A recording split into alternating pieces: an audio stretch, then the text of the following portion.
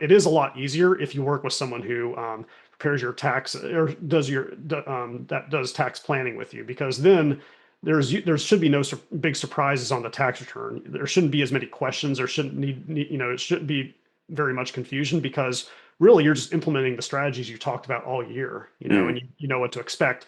And it's just a simple matter of documenting everything in the tax return, and it tends to be that tends to be pretty smooth and efficient. Welcome to Finance for Physicians, the show where we help physicians like you use money as a tool to live a great life. I'm your host, Daniel Wrenne, and I've spent the last decade advising physicians on their personal finances, with the mission to help them understand that taking control of their finances now means creating a future where they can practice medicine where, when, and how long they want to. Hey everyone, I got Logan Foltz joining me today. Logan, thanks for coming on. Yeah, thanks so much for having me, Daniel. Yeah, so Logan you guys will find out, has a fairly interesting career progression. I know you started in psychiatry, and we were just kind of catching up on that. Have now transitioned completely out of practicing medicine, and you've recently made this, I would call, pretty big career shift into helping other physicians with tax planning. And so, in my opinion, I would call that like a major career transition and a very unique career path. But we're going to kind of dig into that today. And then we're also going to talk about some of the services and unique benefits Logan is helping provide today in his practice, now helping physicians. So you went through residency. Did you do a fellowship, just residency? Yeah, I just did the 4-year residency, and then I Okay. transitioned straight to being an attending. Okay. So what made you go into psychiatry in the first place, or even medicine? And Yeah, I mean, that's a great question. So, what I wish I had done in hindsight was find mentors, kind of understand the importance of finding a work environment and workflow that fits your personality. But instead, what I did is I picked the subjects I liked most in high school, in college, tried to see what was a good fit for my intellectual strengths, and then selected a career that I thought would provide, security, stability, and would also help me become financially independent fairly quickly, because I wanted to live life on my own terms. I never really thought I would have a passion for working, and and in talking to my family, talking to other relatives, talking to my friends' parents, it seemed like the three main paths were business, law, and medicine. And hmm, I like science classes. I like math. I liked, I admire doctors. So I just said, well, I'll pick that. yeah, And that's kind of how it happened. And it's kind of mind boggling in hindsight, but I never really questioned all during the as I was following that trajectory, is that really what is going to provide the long-term fulfillment and satisfaction? It was just more like, let's get from point A to point B and get to the end of the journey. yeah. You'd mentioned you didn't really think you could have a passion in a career. I think I would say I would echo that thought. Like when I was, and I probably actually had a very similar like mindset of a career when I was transitioning out of school and into a career. What was unique about, like, oh, I ended up in finance at the very beginning, and I think medicine is a little bit, or maybe a lot harder to shift around Yeah, than there's not that much flexibility. Once you finish your training, you're kind of in one lane, and if you're in certain specialties, there's different clinical and non-clinical options you can follow. But you can't go from being psychiatrist to a dermatologist, right. as some clinicians can. Yeah, so you kind of, I could see where it'd be like, okay, let's do this. As soon as I get my first student loan payment, I'd be like, okay, it's go time. Mhm. We're we're off to the races. So, but Yeah. it worked. It sounds like it's worked out well in that you were able to, provide, gain some Yeah. financial independence, and so now you've done this transition. What? did you just all of a sudden say, I like taxes? Or Yeah, yeah, was there great. a slow progression into like you having interest in Yeah, that tax? wasn't a hard turn. It was more like a slow Yeah. winding shift in the steering wheel. Sure. But I went into psychiatry really because I thought I had the best income and work-life balance, and also the day-to-day was, I enjoyed the day-to-day, at least at first, it was interesting. But after practicing for about 10 years, I was following all the fundamental principles you need to, accrue wealth, to become financially independent. I was maxing out my 401k, my 457b, my HSA, all those things you try to check off when you're Yeah. working with doctors initially, and and as you remember, the stock market was kind of just going gangbusters after the Great Recession in 2008. So it I was hoping I could retire by 50, but I've also always kind of been naturally frugal. I just had a much higher savings to spending ratio, and so eventually I realized I don't really need to work for money like I thought I would, and and then the and then the question becomes like, what's next? And is it retire early, and what does that look like? And that was kind of what I assumed it would be when I was maybe 25, when I was working 80 hours a week, doing those ICU rotations, and just wanting to, at the time it just seemed really appealing to just get in an RV and just travel all the national parks, and do what people do when they go on the fire train. But I tried stepping away from work, and as you can relate, and as what you've probably heard from other clients, is there was a lot that was missing. It's you gained a lot. You lose a lot of stress. You get a lot of free time, but that, like I was saying earlier, the question of like what provides meaning and purpose isn't something you typically think about in your early 20s, and that was something Yep. that I didn't appreciate as much once I stepped away. So to answer your question about exactly what I did in 2019, I hit my 5-year mark at my W-2 job, and I became vested in their defined benefit plan. That was kind of the point where I just wanted to get to before I just evaluated, where I considered doing something else. Hmm. And and then I tried to negotiate, but they said they drew a hard line on that and wouldn't really make any concessions. So then I just stepped away, and then for about 5 months, I just kind of did my own thing, and I was getting bored. But what really motivated me to start looking for other kinds of work was COVID happened, and then there wasn't anything to do. So I knew I really needed to work. Then I needed something, and so I went to locums for a while. But then I also started doing education in financial planning and taxes, because that had always interested me. I'd been kind of a financial hobbyist for the last 10 years. I love teaching people about it. I kind of like that more than talking about psychotropic drugs, or talking about just about the psychopathologies and things. So I like doing that, and so I just decided just to see just to start on that journey, and kind of just take it one step at a time, and seeing where that would go. And I can kind of elaborate what happened the last 5 years, how I got to this point. But basically, I started learning, and then started looking for work, and got experience in this whole other field of these other professional fields. So you were doing some education for other physicians back then. Was that the kind of this initial Yeah, step? it was pretty informal. It was Yeah. just talking to colleagues, in the on the wards and in the lounge, and also interfacing online with people. I didn't have a coaching business, and I wasn't an online presence at that point. But I still tried to do as much as I could, just with my social network. Hmm.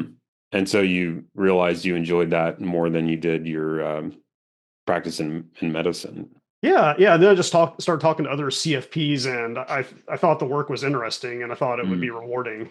Just helping people, achieve the same things I had, and not be tethered to working for hospital administration, and just gaining control of their time. That really inspired me. Yeah, it's interesting how, yeah, I think as you progress in life, you are probably more likely to think about, like you mentioned, the purpose and meaning and passion, all that stuff. But then also, as you get closer to having some financial independence, that typically also helps you to think a little bit more. Unfortunately, we have to have when, especially when we're young and broke, we got to think about the financial implications of a lot of things. And Mm, so, but as you gain more financial independence, you can kind of like park that on the side and be like, well, what's really most important? Is it independent of all of the income? But as a tax professional, though, you can, I would say, earn a very good income, even potentially on pace with a physician's income. But maybe before we get into the specifics, I was just really curious, like, what have you noticed any similarities between being a psychiatrist and being a tax professional? that's a very interesting question. It's a great one. One I haven't formulated an answer for in my mind, but I think that the behavioral aspects of of money and finance really influences people's behavior. You just see that there's a wide gamut of of what I think of as money scripts, just how people think about money and how they manage it, how they decide to Hmm. spend it, how they decide to save it, and just how how aware of their financial health they are. So some clients, and this was always myself, and this is kind of just what I project on other people. I'm always hands on. I want to know as much as possible. I like dealing with numbers. I like to make decisions and plan around it. But other people are money avoiders, and they and they use money as a way to relieve their stress or cope with anxiety. So I do see. I have had to learn how to work with clients of different styles, and just try to understand kind of what how to connect with them, understand their goals and priorities more. And the other thing I would say is that there's a wide spectrum of values, and what people see as the purpose of money. And and in my financial education, as I summarized earlier, it was mainly to to get a good return on investment to grow your net worth. But that's not how I think a majority of people see money. They see, and I think you teach your clients too that money is a tool, to live your great life. And so it's helpful to understand just what people think their great lives are when they make certain decisions about how to either invest or spend their money. And as a tax professional, I don't get into that as much as you do with your clients. I don't talk as much about the big picture, but I do try to understand my clients better to help them decide whether, for instance, they want to make a cash balance plan contribution or reinvest in their business or set money aside for a second home. So that comes up too, and it's really helpful to collaborate with planners too when you're trying to help clients decide what they want to what decisions they want to make. Did that kind of stuff come up in psychiatry? It I was an inpatient psychiatrist, so it wasn't the topic of most of my interviews and encounters with patients. It was at least it wasn't talked about openly with patients. Yeah. It it's hard, it's hard for me to like kind of recall a specific, patient encounter or case, but you do observe over time how, what's important to people and try to understand why they make decisions that seem irrational to you. And then it's helpful to understand why it's rational to them Mhm. and use that framework you can do motivational interviewing with patients and sometimes you can even do it in the setting of working with tax clients or financial clients. So it is kind of just helpful to understand what's important and get them to and if you want to challenge them, get them to understand themselves better and what their different options are. Just when you first understand just how the framework they use to make their decisions. Yeah, people a lot of times don't think about the underlying, they just kind of roll with their decisions or actions or whatever. And I think so it's like almost like autopilot, not quite, but like close to just rolling with the flow. And I think like the flow in the case we're talking about, I think ends up just being like you do what the people around you do, or like keeping up with the Hmm. Joneses, or from a financial standpoint, you end up Yeah. with the same car as your average friends or whatever. And that's like just the natural pull of things. But what you talked about with like, you can take a minute to yourself or through like another professional, peel back the layers on what's most important, and then look at the behavioral tendencies that you have just as a human, and then maybe even the unique ones you have as like the unique person that you are. That's Hmm. like the key to really start to understand what's the ultimate direction for you. But most people don't get there, um, Yeah. ever even. Well, most of us like to hang out with people that are similar to ourselves. And I think that one of the greatest personal benefits of practicing in psychiatry was just opening up a much wider window of human experience, and developing empathy for people, because because at least when I went into medical school and residency, as I alluded to earlier, I assumed people, that most people by default thought long term, that they were thinking about retirement, but Yeah, right. understandably a lot of people are just living paycheck to paycheck, especially when I was working with patients who are homeless, or who Mhm.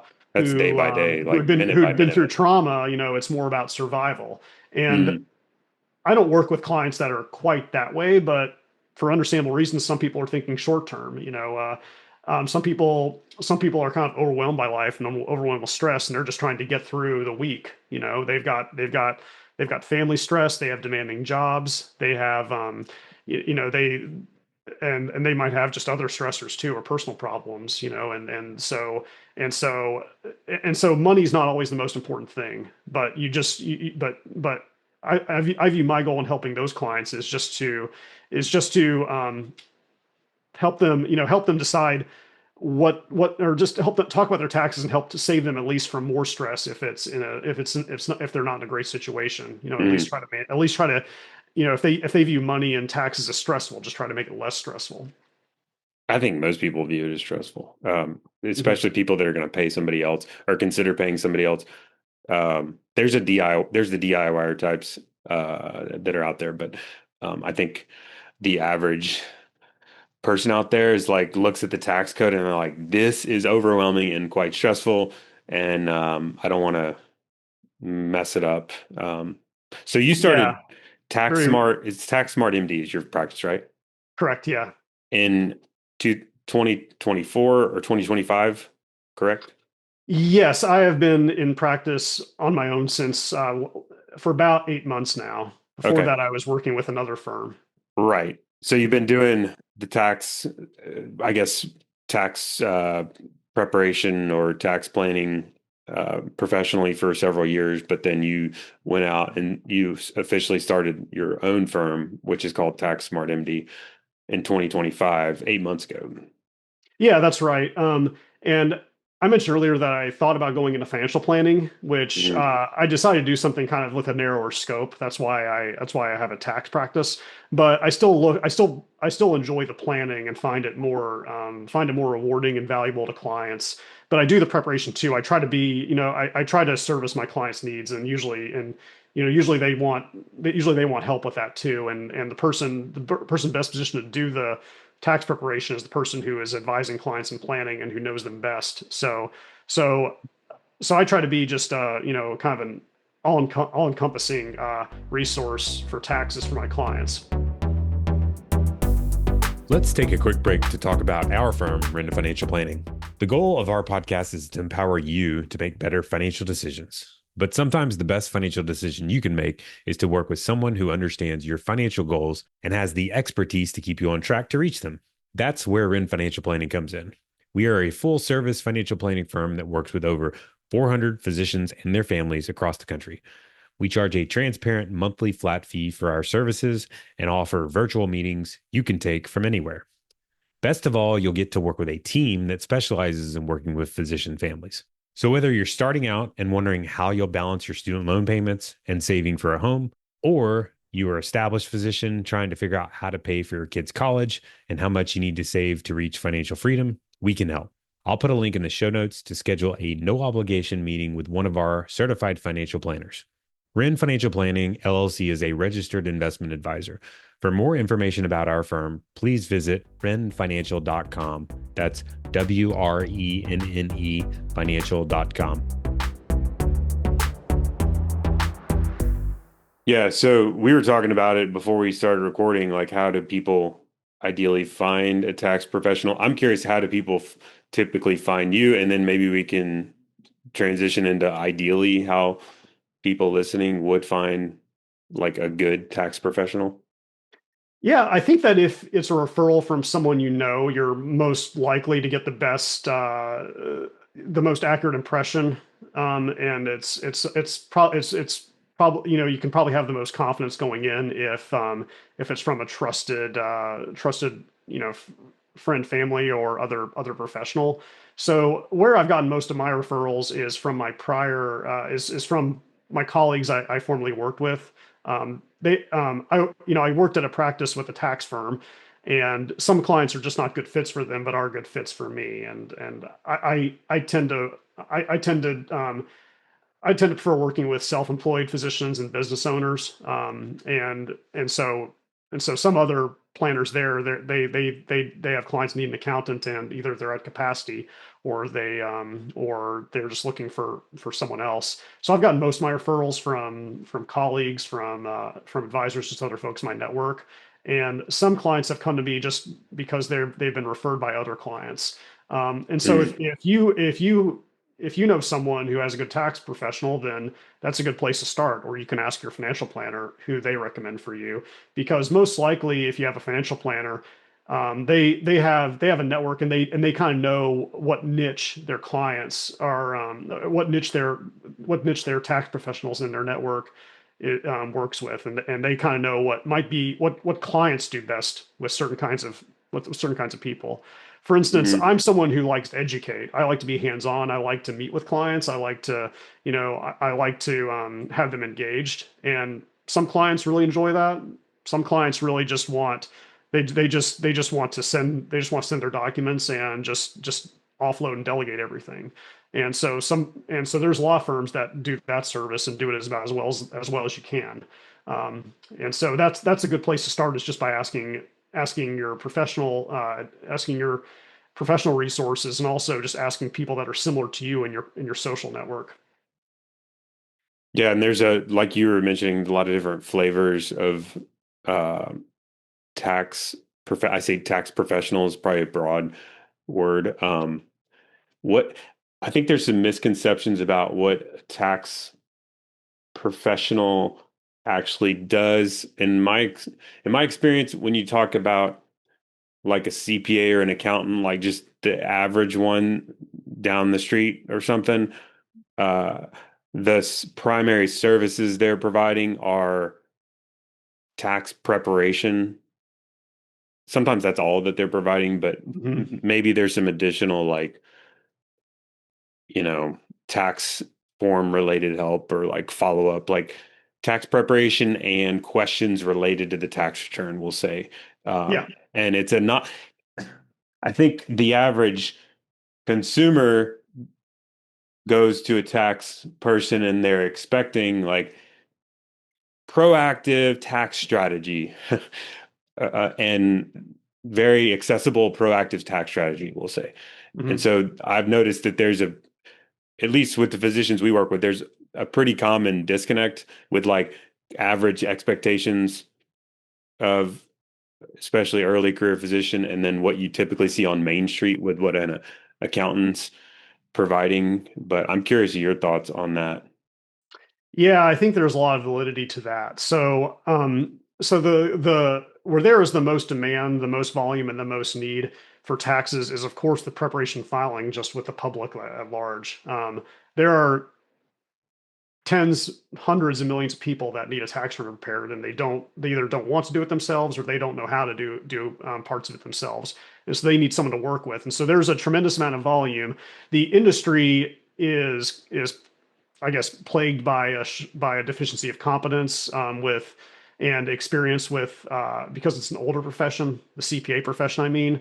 And so the demand is only growing. A lot of firms are very much overwhelmed, and so they and you were telling me before to call a lot of doctors you work with.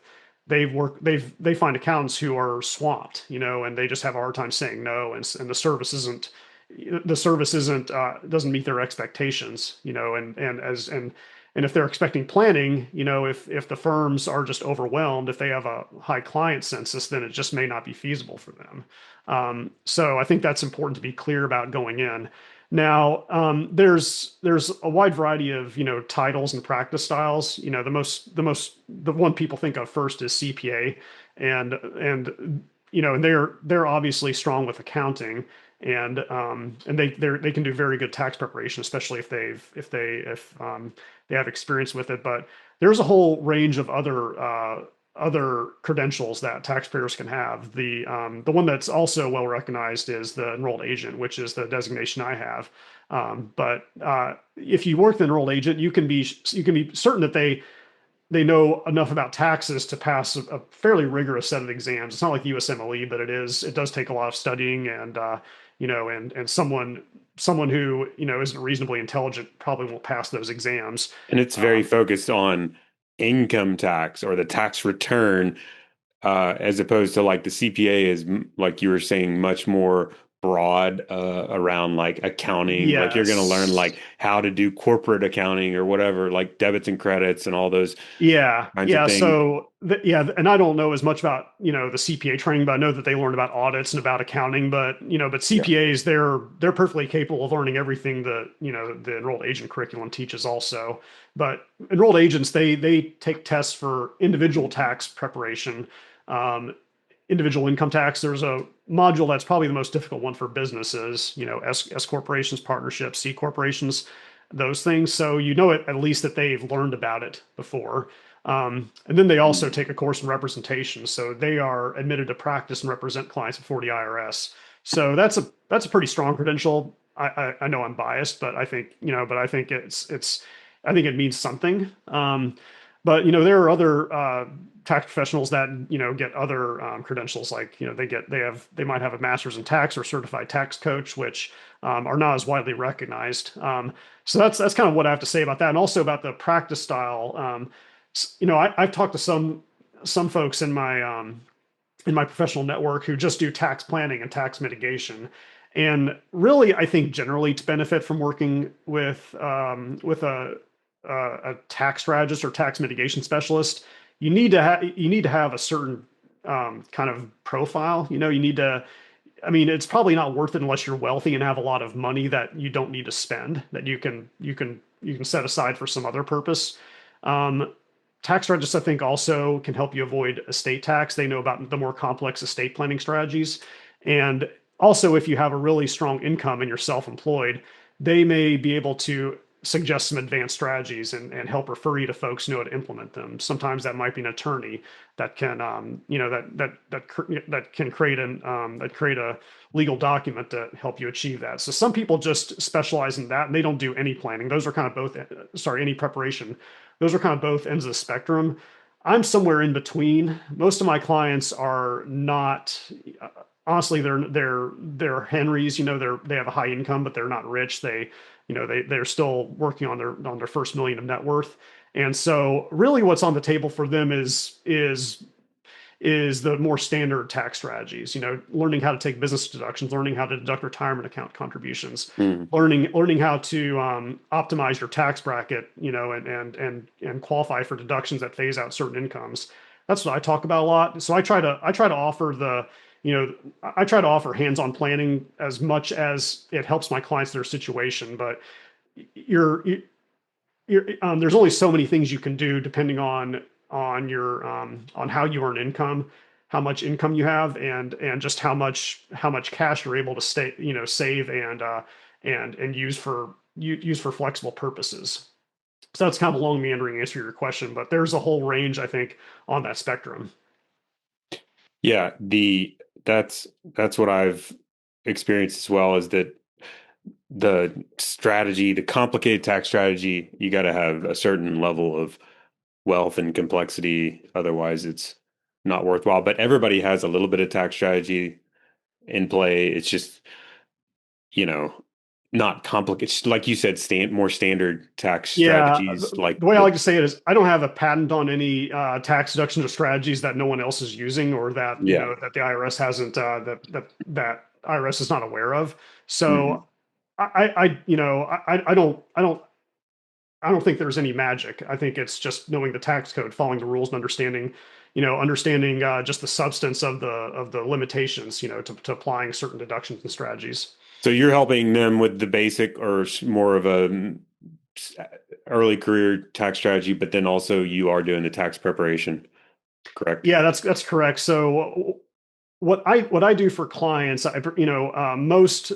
most tax professionals and advisors would prefer to onboard clients and get to know them before the tax season so they can do planning Yeah. and also understand them better, and to make tax preparations more smooth. But what I do is outside of tax season, I'm meeting with most clients, a couple times a year to talk about tax strategy and also answering emails if things come up and if they have questions or their situation changes. But that's what I do outside of January to April. And this time of year, I'm also just doing the tax preparation, gathering the documents. But it is a lot easier if you work with someone who prepares your tax or that does tax planning with you, because then there should be no big surprises on the tax return. There shouldn't be as many questions. There shouldn't it shouldn't be very much confusion, because really you're just implementing the strategies you talked about all year, and Mm. you know what to expect. And it's just a simple matter of documenting everything in the tax return, and it tends to be pretty smooth and efficient. Yes. And so are you working with primarily or only business owners or self-employed only Yeah. So W-2? Is there any W-2s? I am I have not I have not said no to very many clients at all. Most of the ones I've gotten are physicians, but I do get some from other service professions. But but that's only because it's my first year in practice, and I'm just trying to grow. And I'm happy to work with clients that are that seem like a good personality fit, even if they're in other Hmm. professions. I it's an aspiration of mine to eventually only work with physicians. If I feel like I'm busy enough just working with physicians, just to understand them better, but and also just be able to reach a certain type of client more easily if it's just one type of client. But I'm still gaining experience in working with other clients right now. But I'd say about 50% of my clients that I've gotten referrals for are physicians. Those are the types of clients I market to. And the simple reason is just because I have that professional background, and just Mm. because I understand physicians best. You can find a competent tax professional that works with other types of professions, or even works with that's kind of a generalist, because the tax code is not very occupationally specific. The Yeah. tax rules are largely the same. But kind of touching on what we talked about earlier, it's kind of helpful to work with clients and work with that you understand, and work with a professional that understands you. Yes, I agree. Mhm. Uh, and so you've gravitated towards the business owner or self-employed types, but a little bit, mostly physicians, but some other professions as Yeah, well. yeah, and I didn't answer your question, but I do have a couple W-2 clients, Yeah. and they don't pay nearly as much as my business owner clients pay me. Mhm. They tend, there's really not as much planning you can do with folks who are W-2, and the tax return preparation process doesn't take nearly as much time. Um, so I do have a couple of those, and they're physicians. I like working with them, but Yeah. but the type of client that I'm actively seeking is is a physician who is self-employed, maybe a locum tenens physician, Mhm. or one who has a small practice and either is considering starting a separate business entity, like an S corporation, or is growing, and just wants help with planning around building their business. So when you're starting to work with somebody for the first time, what would you say are some of the biggest issues you see that are like, problems or improvement opportunities? Hmm. Yeah, I think that what I see most often is difficulty keeping good records and books with people who are business owners, um, and that's critical for tax season. Um, and it's much easier to estimate your income and tax liability if you are keeping a real time record of your net income with your business. So some clients when they're new, they might not be tracking any of these things. They might be using just different accounts to pay for their expenses, and so they don't have a good way of obtaining, the history of what they've spent in their business. And it's also a liability problem, when you mix personal and business accounts. So that comes up a lot, and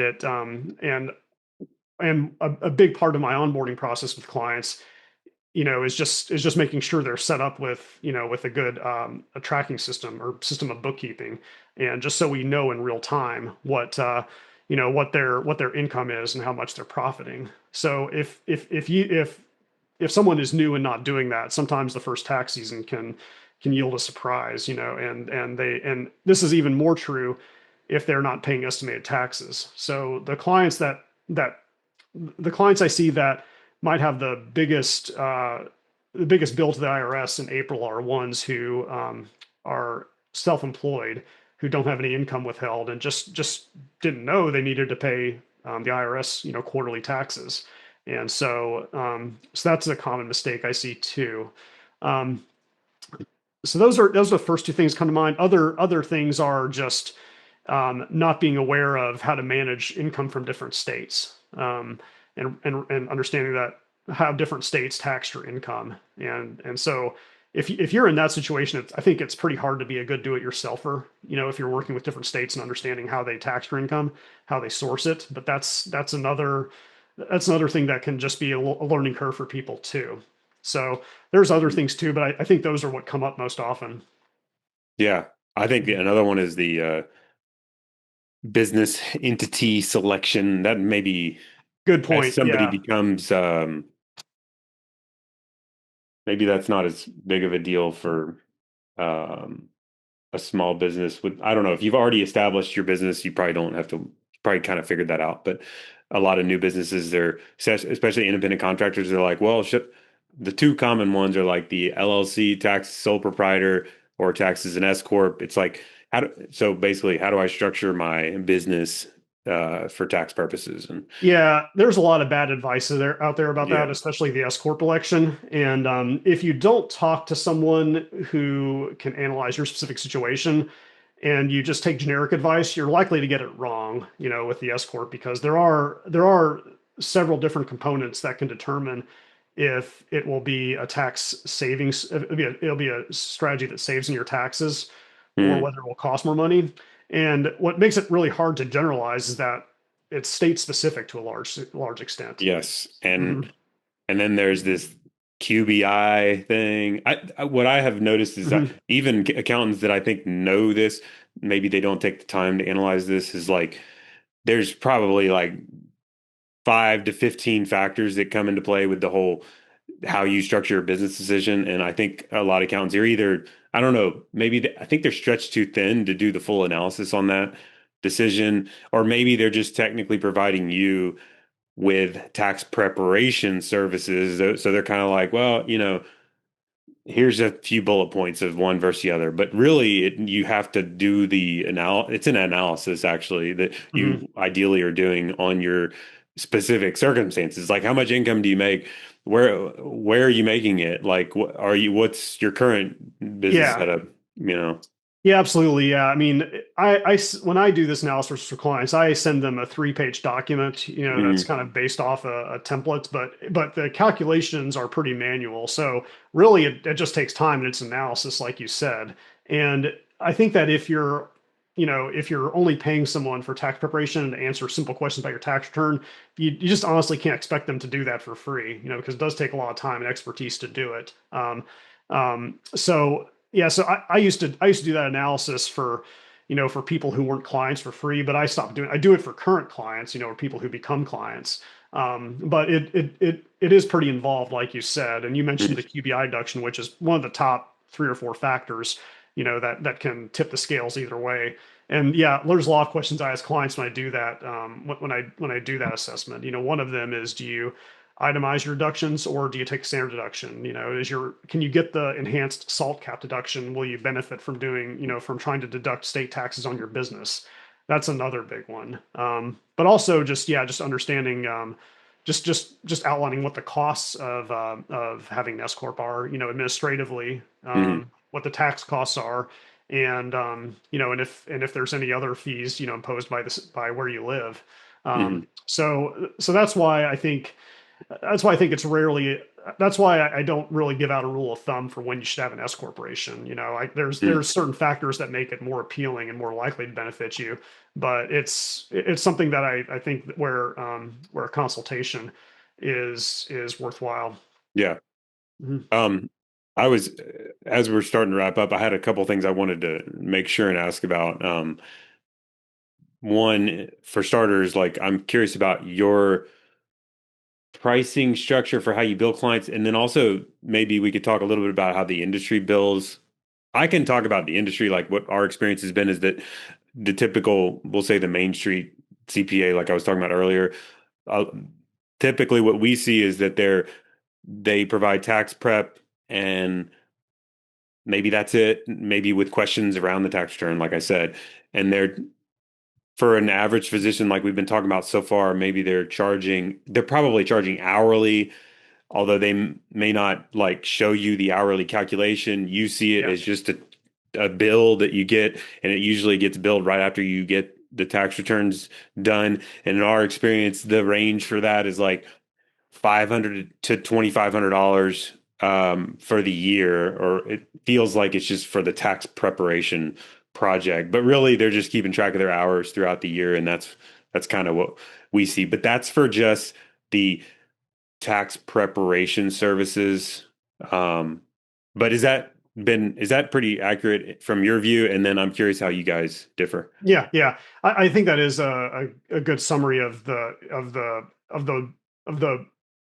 general practice in the industry, is that it's billed by the hour, and there's a lot of and there's a lot of time tracking that happens behind the scenes. I have one thing I don't miss about medicine is having to track my time. I never it does take a lot of bandwidth, and it's just not something I enjoy. So what I do is I have a pretty transparent pricing scheme on my website, and it's mainly the main variables are whether you have a business, what type of business it is, and then there's just some other complexity based fees that are mostly focused around tax preparation. Such as if you have multiple states, if you need a lot of calculation for things like cryptocurrency when there's not good records, just those sorts of things.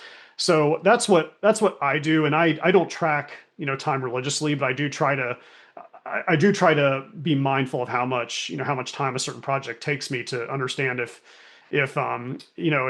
my price is set where I'm offering good value, but also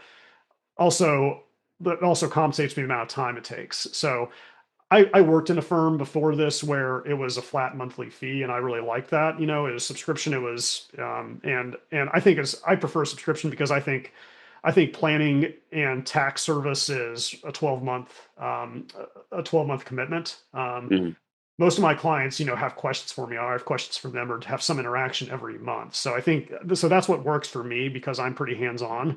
Um, and so I think that's one of the options out there, is to just have someone who's available, and if you have someone like that, it's probably someone who likes to engage with their clients, who wants to be available. And I always, I don't like to work too much, but at the same time, I'd rather talk to clients and get questions from them now than have any than and just so we can have a good tax season experience. So I think the time is worthwhile. It's time that that will save you time and stress later on. So Mm. that's kind of how I do it. I think what I don't like as much about the hourly service model or where you're being billed for your time is that it can just lead to deferred you know deferred service or deferred maintenance, as I would say, just Yeah. because if you charge for every meeting, if you're like an attorney and charge for every phone call, then people are going to avoid you, and it's going to be more to clean up later. So I think I think of myself more as a forward-looking, tax advisor, Mm. and that's what I think I've tried to set up with my pricing too. So that's what it's set up as right now, and you can go to Mm. my website and kind of look and see what the pricing structures are if And you're it's curious. TaxSmartMD.com, right? That's it. Mhm. Okay. So what about the future? Are you planning to, I know you're taking on clients now. Are you planning to kind of take on clients until you get full, or are you planning to kind of transition into a different flavor practice? I'm curious, like over the next, we were talking about it before, we're around the same Mhm. age. So I think we got a few more years. Yeah. Yeah. I mean, so as I was telling you before, when I got into medicine, I didn't have a crystal ball. I didn't really know what the future would hold, or what work, how to optimize my work for to fit the life I wanted to build. I think I'm closer to that now. I think I have a better idea. But I'm always learning. I'm always discovering new things about myself. I mean, right now I just like working, just having full autonomy and independence, just having a reasonable work-life balance, mm, and just being able to practice work on my own terms, which is something I had a hard time achieving in medicine. So what I think that looks like right now is hopefully in a few years finding